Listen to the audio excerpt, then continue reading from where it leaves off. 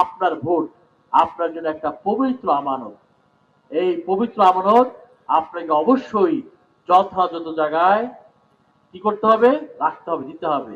এবং আপনার একটা ভোটের মাধ্যমে যদি কোনো ভালো লোক, সৎ লোক, তারা যদি ক্ষমতায় যায়, তারা যদি সেবা করার সুযোগ পায়, তার মাধ্যমে যতগুলো ভালো কাজ হবে সেই ভালো কাজের একটা অংশ আপনার আমল নামে যোগ হবে। আর আপনার ভোটের মাধ্যমে কোনো অসৎ লোক যদি নির্বাচিত হয়, কোনো খারাপ লোক যদি নির্বাচিত হয়, বাংলাদেশের ক্ষমতায় যদি এরকম কোনো দল গোষ্ঠী তারা কি করে নির্বাচিত হয়, তাদের মাধ্যমে যত খারাপ কাজ হবে সেই খারাপ কাজের আপনার ভোট যদি সেখানে থাকে, সেই খারাপ কাজের একটা অংশ আপনার আমল নামে যোগ হবে। এই জন্য ভোটের ব্যাপারে অবশ্যই আমাদেরকে অত্যন্ত সতর্ক, অত্যন্ত কেয়ারফুল থাকতে হবে। আমরা যে বারবার ভুল না করি।